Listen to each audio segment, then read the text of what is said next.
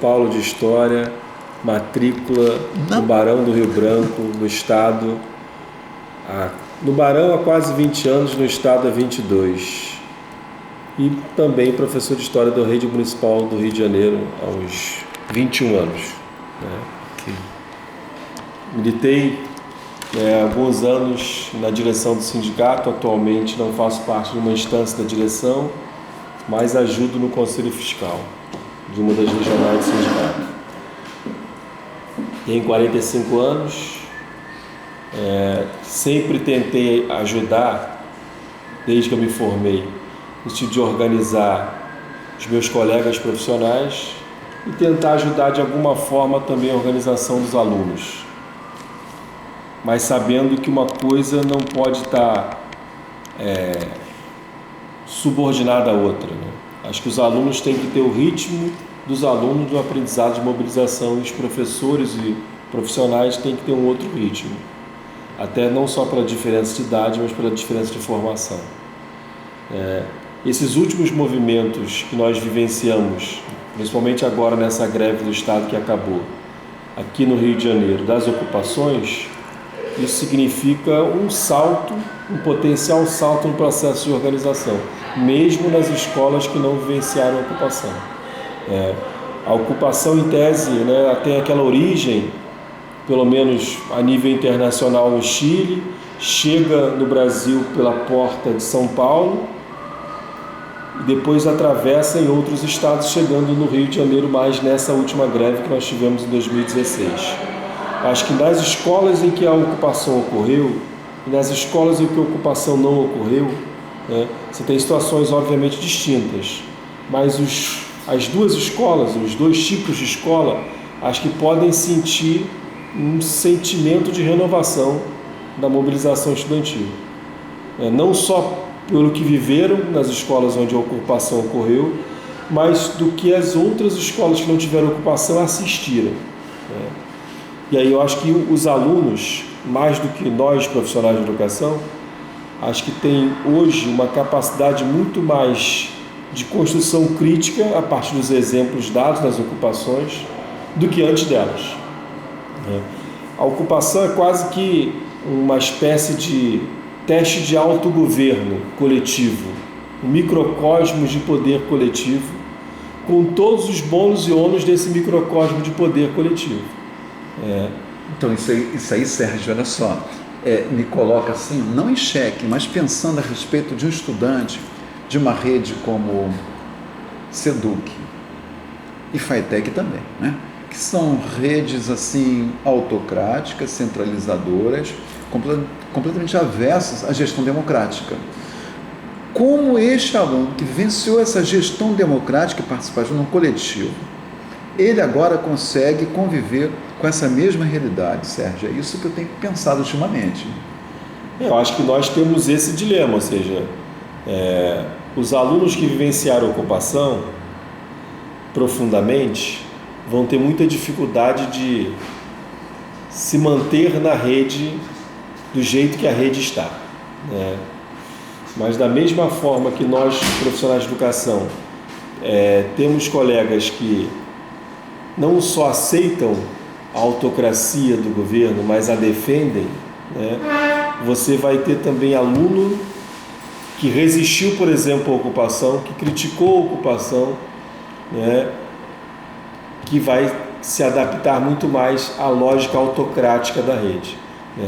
Acho que o bom da ocupação é que ela dá um exemplo de poder alternativo, de sistema alternativo, de modelagem alternativa de política, que parte mais deles do que nós, que somos, vamos dizer assim, a ponta do sistema educacional. Como profissional de educação, como professor, nós somos a ponta de um sistema hierarquizado, autocrático, cartesiano, que chega para eles como conhecimento. A ocupação inverte a lógica. Eles é que produzem o conhecimento, eles é que produzem o governo, o poder. Eles tomam a escola. Para uma parte dos professores isso é horrível, para uma parte dos alunos também. Então, eu acho que a gente tem que tentar entender que, primeiro, a ocupação não é uma unanimidade. Segundo, que a gestão teocrática, né, divinizante da burocracia que a SEDUC implementa, né, também longe de ser uma unanimidade, também são os seus defensores, né? Então, acho que a ocupação foi boa porque ela abre a porta de mais alunos serem questionadores. E, ao mesmo tempo, abre a porta também para que os professores questionadores tenham mais interlocutores. Mas eu, nesse caso, eu tenho uma perspectiva muito realista. Eu acredito que tanto os professores como os alunos questionadores, né, não perfazem a maioria. Longe disso. São uma minoria significativa, mas são uma minoria, né?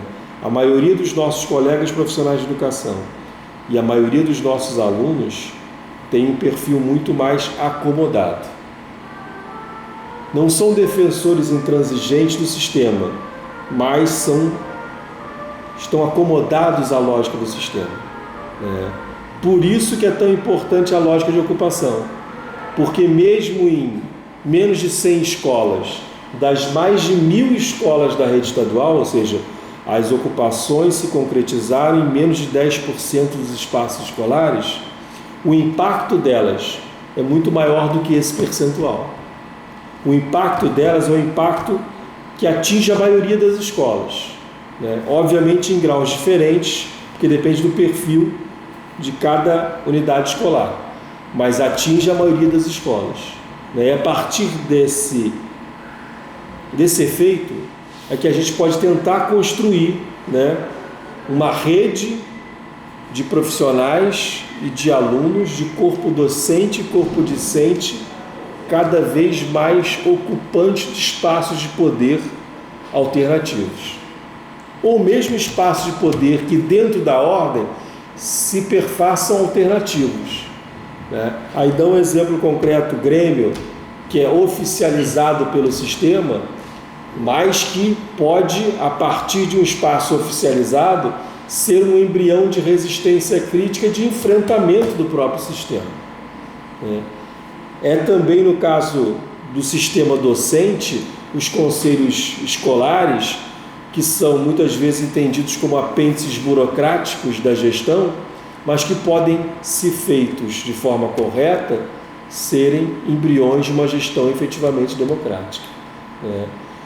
Esses embriões que estão dentro do sistema, seja o Grêmio, seja o Conselho Escolar, podem aprender com a ocupação que é extra-sistema, que está fora dele, que não é prevista por ele, que foi temporária, que foi provisória, que foi em algumas escolas, que não foi na maioria, mas que deixou uma lição de que tanto as escolas que sofreram a ocupação, ou que vivenciaram, ou que tiveram a sorte de tê-la, como a escola que não teve, podem tentar apresentar esse exemplo como pauta dos seus debates organizativos e até questionadores da lógica burocrática que impera. Então, acho que a ocupação tem essa vantagem. Claro que eu também acho que ela não pode ser uma ilusão. A gente não pode cair na lógica que a gente consegue, pela ocupação e só por ela, fazer uma transformação. Ela, na verdade, talvez seja a grande ponta de lança do processo, a que mais concretizou de forma bem simbólica, a materialidade simbólica de você ver, por exemplo, os alunos dentro de uma escola, os alunos fazendo a limpeza, os alunos administrando a entrada, é você empoderando quem é a maioria da escola.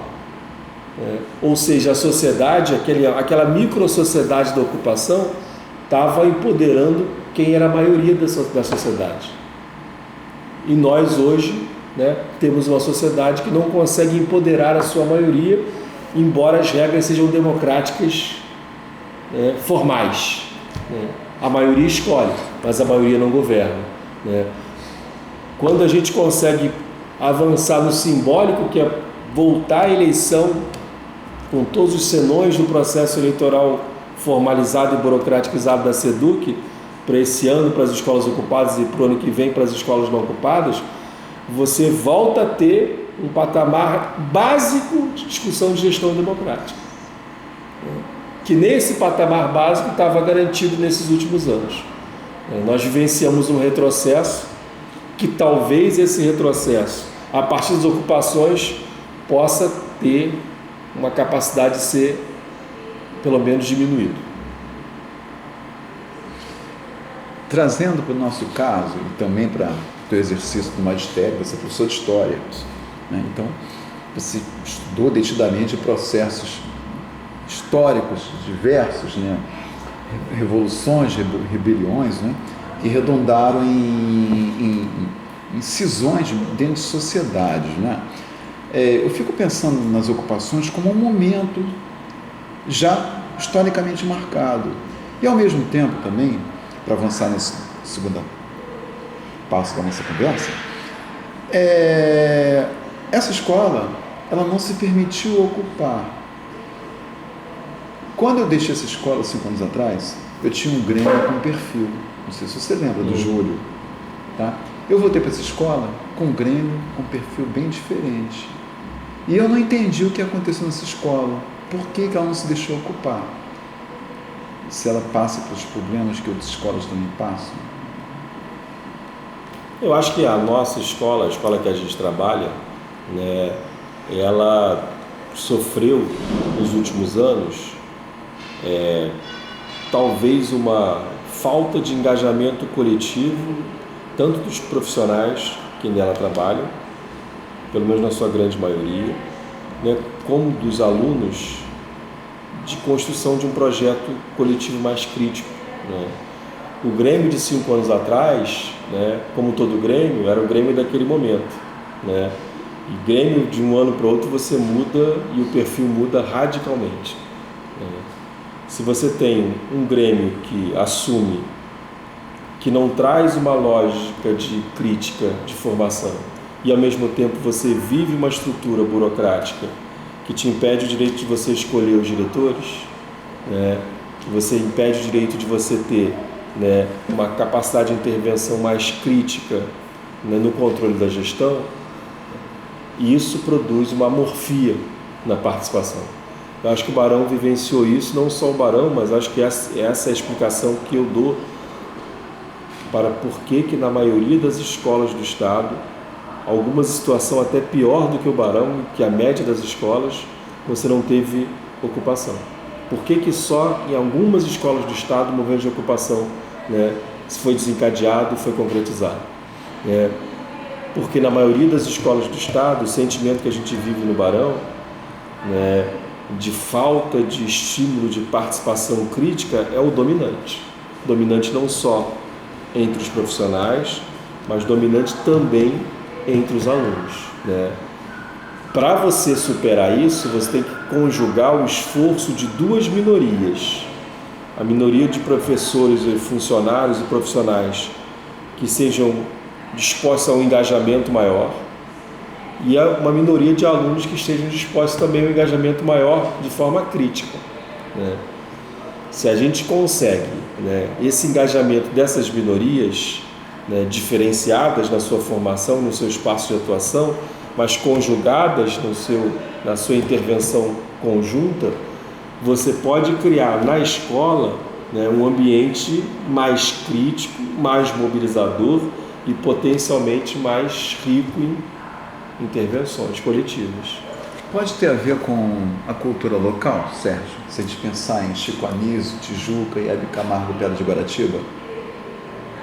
Não sei se é exatamente a cultura local, porque nós tivemos ocupações também em regiões, né, mais suburbanas, mais periféricas, né? Claro que você tem, né, dependendo de onde você tem um extrato social, por exemplo, no Meia você teve algumas escolas ocupadas, em quantidade muito maior do que, por exemplo, outros bairros. O extrato social dos alunos do Meia, mesmo da rede pública, é em média diferente do extrato social da Zona Oeste. Mas ocupou muito mais do que Copacabana. Ocupou muito mais do que Copacabana. O poder que existiu é bem superior. Bem superior. Ou seja, se você tentar traçar uma lógica de social, uma classe média mais decaída, que fica na Zona Norte, Tijuca inclusive, sustentou mais a ocupação do que uma classe média da Zona Sul e uma classe mais pobre da Zona Oeste. Você pode tentar traçar esse paralelo, ou tentar construir esse paralelo. A gente tem que investigar mais para ver se é exatamente isso, ou se a ausência, que eu acho que é fundamental, porque as escolas que tiveram ocupação, e aí talvez eu acho que explique um pouco mais, são escolas que tiveram no passado mais recente uma trajetória de militância interna maior, seja dos docentes, seja dos discentes. Esse passado mais mobilizador, acho que cria uma ponte para você entender a lógica da ocupação. Aqui nós tivemos muito pouco desse passado. Eu lembro que na última grande reforma que o Barão teve lá atrás, mais de 10 anos atrás, a gente estava, o Odilon era diretor ainda, a gente estava numa briga danada de pressão em cima do Estado, que o ginásio estava caindo aos pedaços, você tinha aqui o chão do Barão todo ferrado, os quadros ainda eram de giz, não sei o que, não sei das contas todas, e estavam quebrados. A gente conseguiu levar um ônibus de estudantes até o Palácio Guanabara, para tentar fazer uma pressão em cima do governador na época, que era o Garotinho, para tentar liberar os recursos para a reforma, que já havia sido prometida desde o tempo do governador Marcelo Alencar, atravessando. E a gente conseguiu um grupinho, a partir de um grêmiozinho que existia, que tinha uma interlocução mais crítica, que fomos lá, e depois, no ano seguinte, afinal, saiu o dinheiro da reforma. Foi a última grande reforma do Barão. Então, para você ver, desde aquele período, a gente nunca conseguiu estabilizar, e talvez seja essa dificuldade, porque o rodízio nos grêmios é muito grande, até pelo tempo curto deles, não é só uma gestão do Grêmio que tem que ser crítica, tem que ser várias gestões consecutivas. E se a gente soma isso à história do Barão, de ter pouca base de adesão para a greve, a última greve, essa greve que passou, foi talvez a melhor nos últimos tempos. A gente começou a greve com a metade, um pouquinho mais da metade do Barão em greve. Claro que terminou dos 80 que começaram, terminou com menos de 20. Mas pelo menos começou bem. As últimas greves você começava com 20, em 140, 150, que é o total de profissionais do Barão.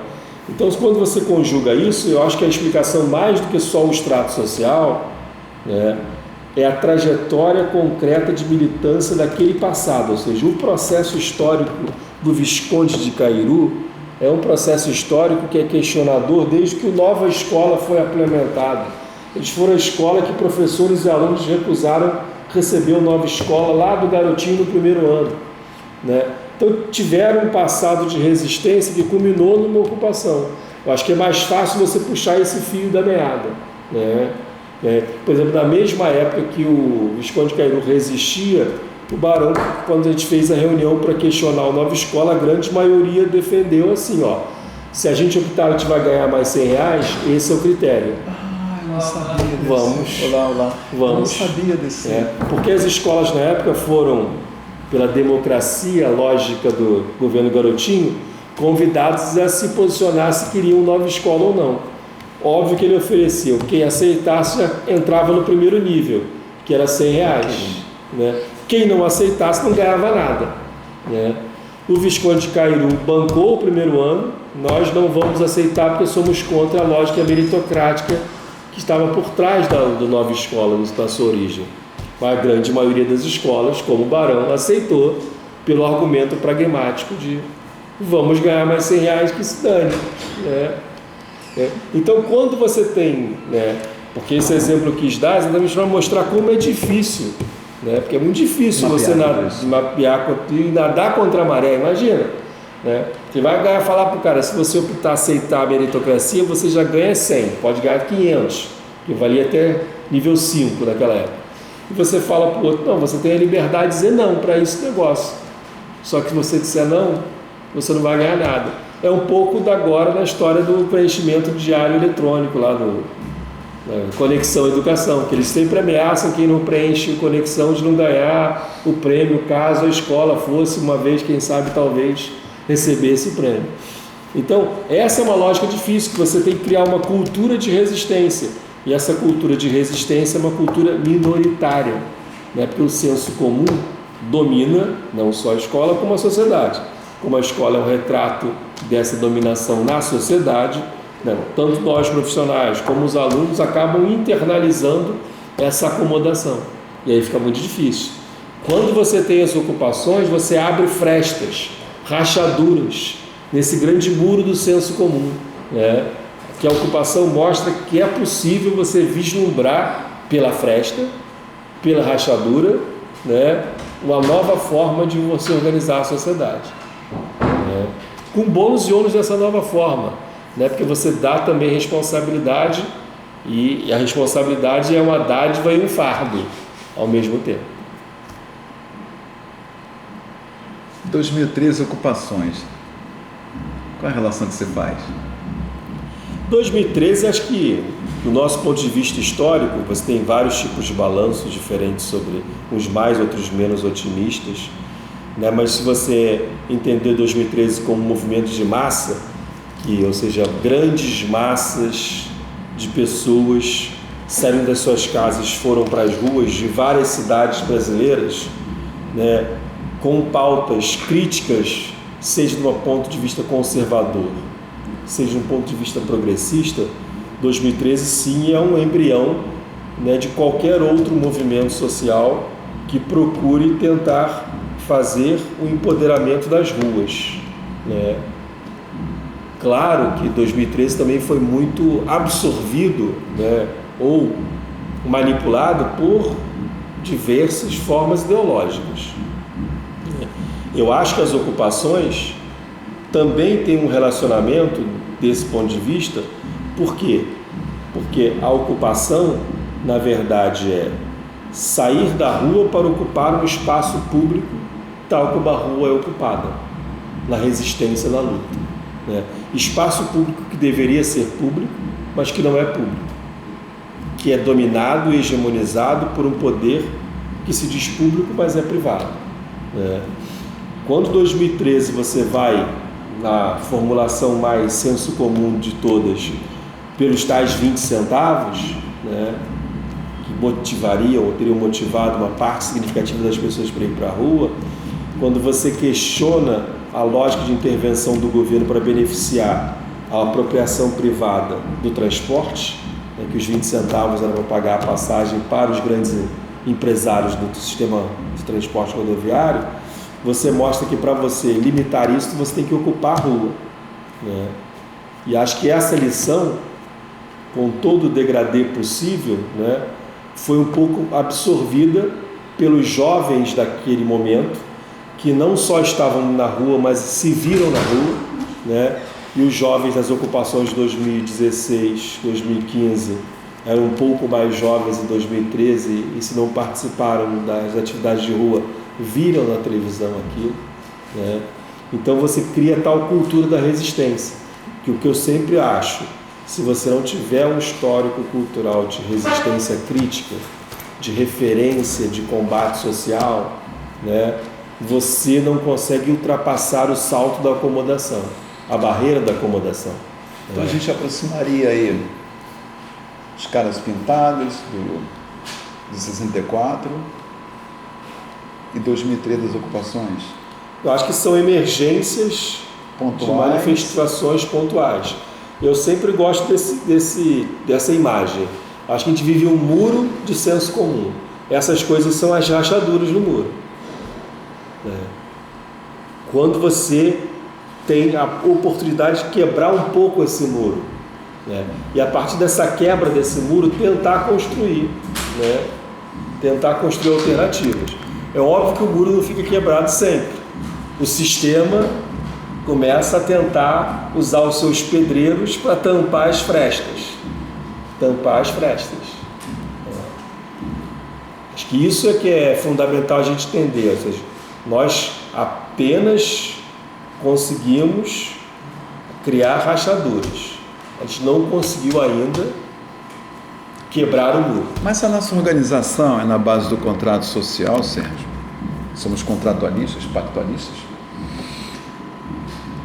como tornar uma prática comum na sociedade essa organização de uma gestão participativa. Isso aí é uma mudança muito mais difícil, né? Que você vai ter que depender.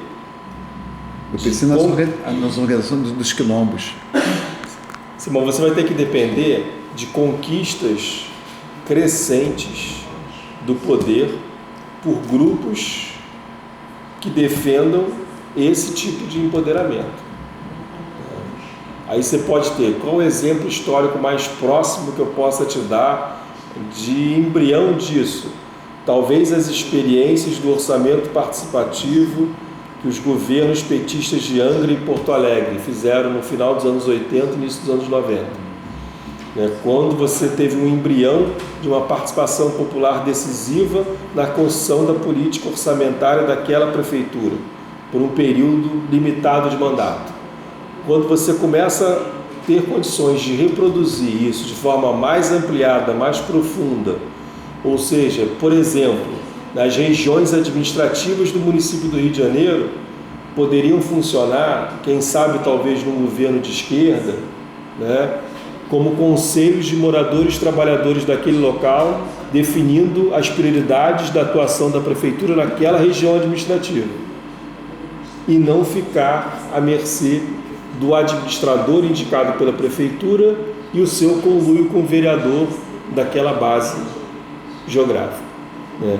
Quando a gente consegue tentar fazer isso de forma crescente, a gente começa a transformar o contrato social num contrato social verdadeiramente democrático. Nós temos um contrato hoje que é formalmente democrático. Então, acho que esse seria o caminho. Só que aí, nós primeiro temos que convencer a maioria da população votante de diversos municípios, para começar pelos municípios, que é mais fácil, a optar por um partido de esquerda, ou um governo de esquerda, ou um governo progressista, que assuma esse governo, essa perspectiva.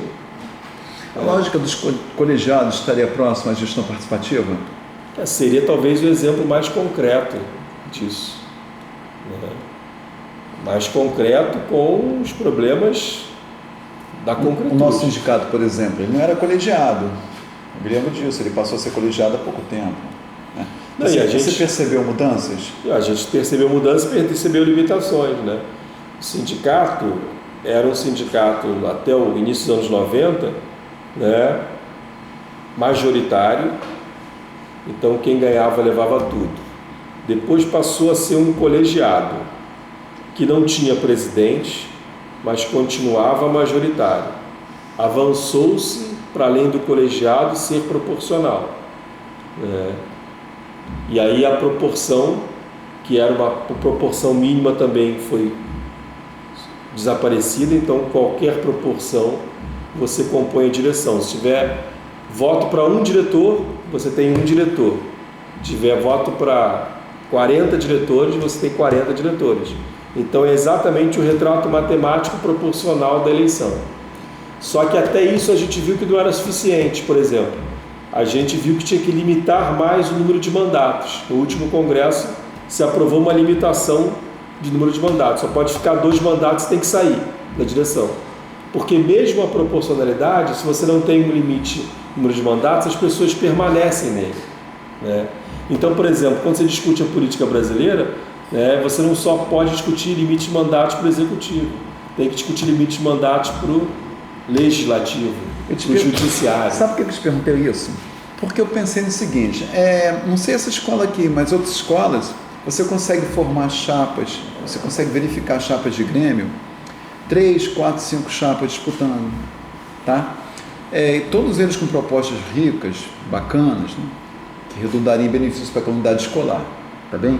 Entretanto, eles estão na lógica de quem ganhar levou, e os demais passam a ser uma oposição ferrenha quem está no Grêmio. Então ele não avança. Eu pensando cá comigo, por que não ousar em um Grêmio por colegiado?